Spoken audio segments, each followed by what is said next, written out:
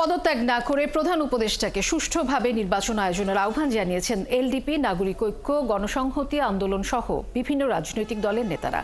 সন্ধ্যায় প্রধান উপদেষ্টা ডক্টর ইউনূসের সঙ্গে বৈঠক শেষে ব্রিফিংয়ে এসব কথা বলেন মাহমুদুর রহমান মান্না, জোনায়েদ সাকি, সাইফুল হক, মুজাহিদুল ইসলাম সেলিম।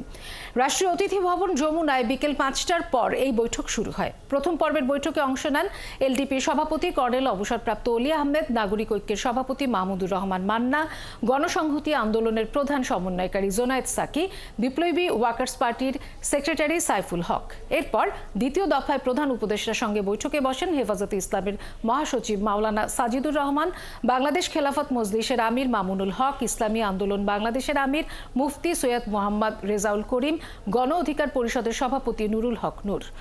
নানা ক্ষোভ ও হতাশা থেকে প্রধান উপদেষ্টা ডক্টর ইউনূস পদত্যাগ করার কথা ভাবছেন এমন খবরে বৃহস্পতিবার রাত থেকেই সব মহলে আলোড়নের তৈরি হয়।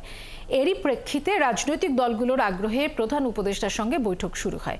শনিবার প্রধান উপদেষ্টার সঙ্গে বৈঠক হয় বিএনপি, জামাত ইসলামী ও জাতীয় নাগরিক পার্টি নেতাদের সাথে। যে কম যদি সংস্কার হয়, আমি তো বলেছি তাহলে ডিসেম্বর, আর যদি বেশি সংস্কার হয় তাহলে জুন। এর মধ্যে আমরা আলোচনা করে যে কোনোটা করতে পারি, কিন্তু আমি লিখে দিচ্ছি, দরকার লাগলে পদত্যাগ পত্র হিসেবে লিখে দেব যে জুনের পরে কোনোভাবে এটা গড়াবে না। আমরা মনে করি বাংলাদেশ একটা জাতীয় পুনর্গঠনের কালে আছে।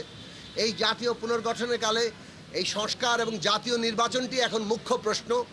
এখানে জাতীয় নির্বাচনটাই আমাদের যথাসম্ভব দ্রুত আগে একটা রোড ম্যাপের জায়গায় আসতে হবে। মাঝখানে এখন জাতীয় নির্বাচনের চাইতে অগ্রাধিকার নয়। গণ অভ্যুত্থানের বিজয়কে নস্যাৎ করার ষড়যন্ত্র আরও পেকে উঠছে। সেইখান থেকে আমরা যদি দেশকে রক্ষা করতে না পারি, তাহলে রক্তের সঙ্গে বেঈমানি করা হবে। এখন পদত্যাগ করতে গেলে বিদ্যমান যে বহুমাত্রিক রাজনৈতিক সংকট, এটা নতুনভাবে ঘনীভূত হতে পারে। বাংলাদেশ নতুন ধরনের অভূতপূর্ব একটা সংকটের মধ্যে পড়তে পারে। আমরা পরিষ্কার করে বলেছি, মাঝ নদীতে মাঝি বদলাতে হয় না।